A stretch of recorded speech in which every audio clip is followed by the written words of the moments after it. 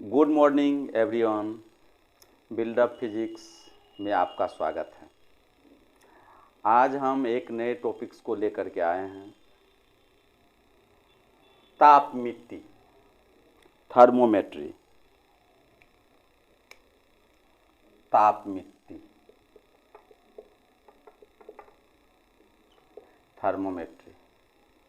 Thermometry क्या है? तो कहता है शुद्धता के साथ ताप को ज्ञात करने की कला को, शुद्धता के साथ ताप को ज्ञात करने की कला को तापमिति कहते हैं।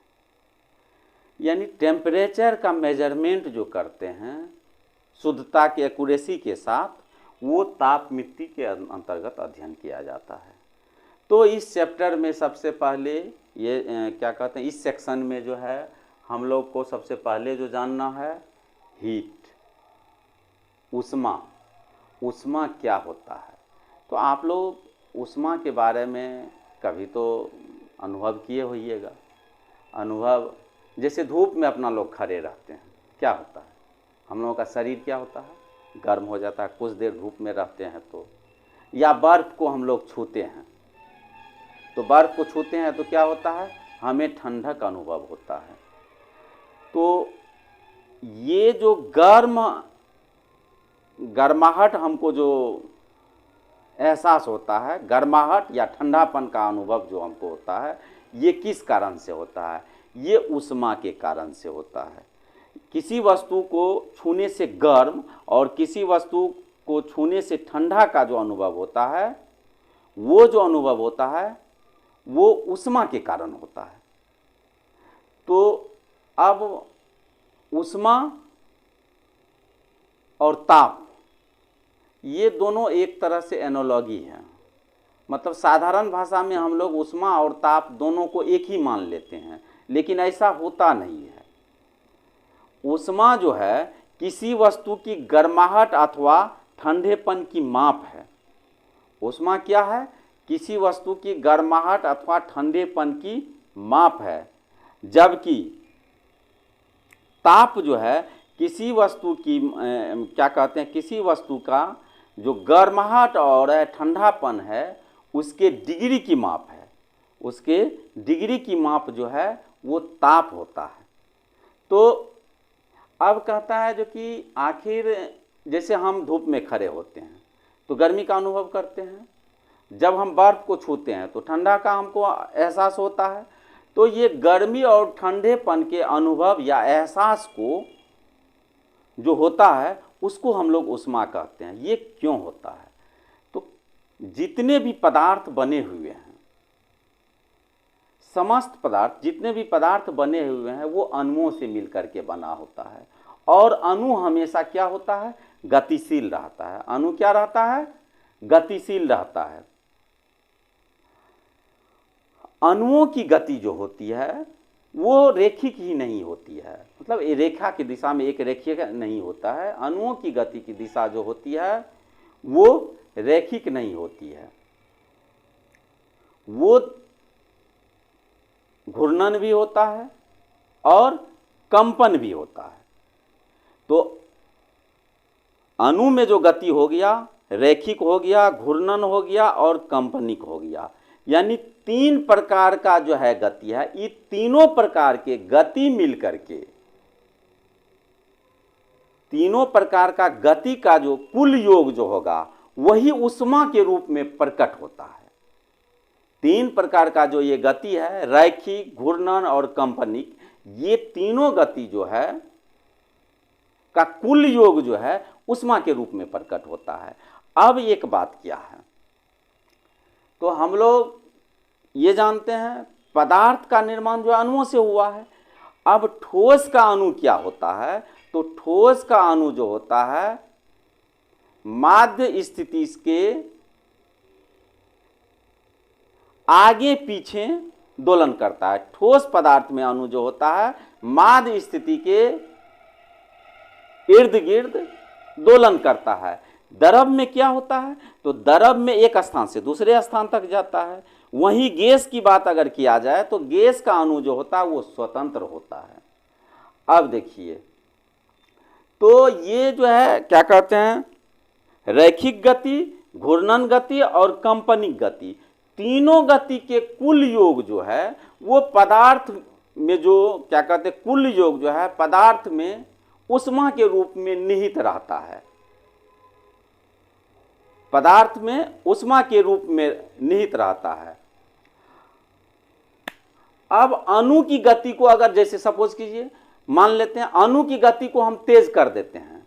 अगर किसी पदार्थ में अणु की गति को हम तेज करते हैं तो उस पदार्थ का गतिज ऊर्जा बढ़ जाएगा, और गतिज ऊर्जा बढ़ जाता है। और गतिज ऊर्जा जो बढ़ जाता है तो इसका मतलब जो है उस पदार्थ का ऊष्मीय अवस्था भी बढ़ जाता है, ऊष्मीय अवस्था भी ऊंचा हो जाता है। और ये इसका मतलब है क्या, जो गतिज ऊर्जा का रूपांतरण जो है किस में हो गया, ऊष्मीय ऊर्जा में हो गया। तो अब तब यहाँ कन्फ्यूजन तो क्लियर हो गया। जो गतिज ऊर्जा जो है ऊष्मीय ऊर्जा में, तो ऊष्मा एक प्रकार का, इससे हम निचोड़ ये निकलता है, ऊष्मा क्या है, एक प्रकार का ऊर्जा है। कोई भी आदमी पूछता है ऊष्मा एक प्रकार का ऊर्जा है, कैसे है, तो चूंकि हम जानते हैं पदार्थ का अणु क्या होता है, कोई भी पदार्थ क्या होता है, अणु से मिलके बना होता है। अणु क्या होता है, अणु में जो होता है गति होता है, तीनों गति होता है, रैखिक गति होता है, घूर्णन गति होता है और कंपनिक गति होता है। तीनों गति का कुल योग जो है वो क्या होता है, ऊष्मा के रूप में निहित रहता है।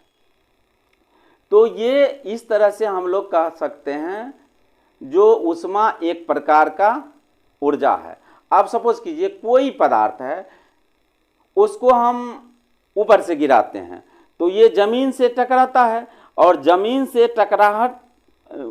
से टकराने के बाद इसमें घर्षण के कारण जो है इसमें गर्मी क्या कहते हैं, ऊष्मा उत्पन्न होता है।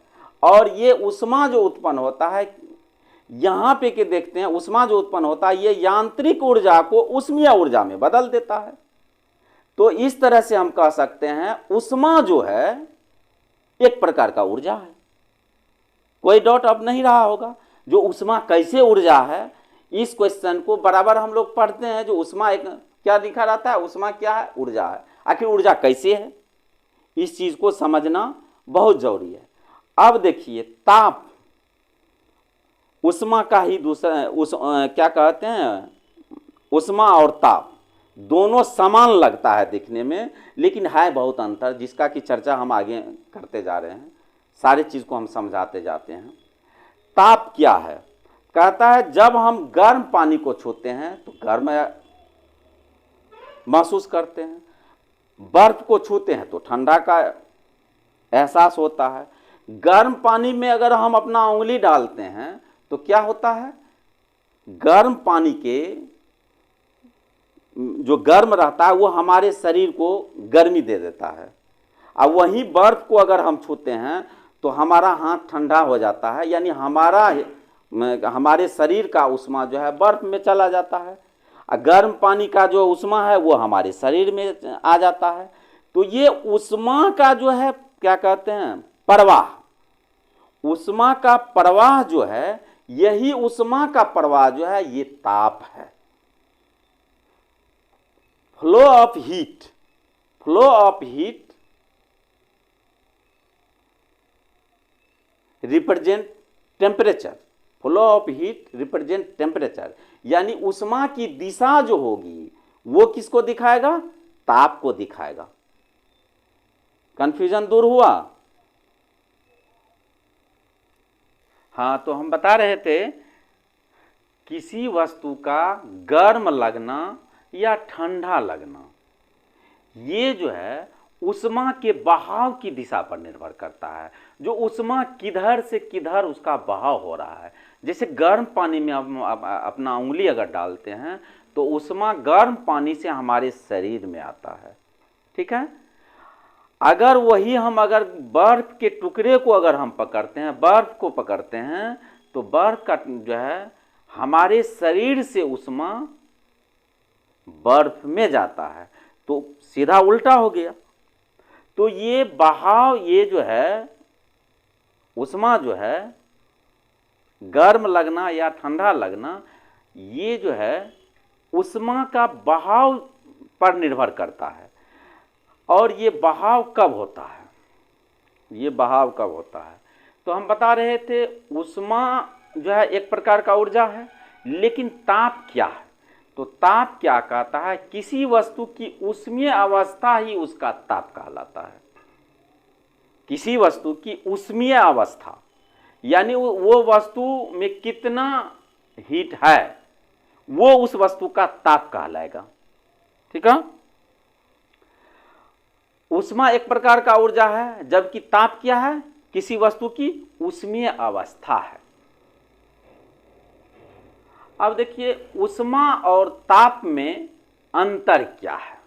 कहता है किसी वस्तु में ऊष्मा देने से, ऊष्मा अगर किसी वस्तु में देते हैं, जैसे स्टोव को हम में क्या कहते हैं, स्टोव में क्या कहते हैं, केटली में पानी दे देते हैं, स्टोव से गर्म करते हैं, यानी उसमें क्या होता है, ऊष्मा हम देते हैं, उसको गर्म करते हैं तो ऊष्मा देते हैं, उसका क्या होगा, उसका ताप बढ़ जाता है।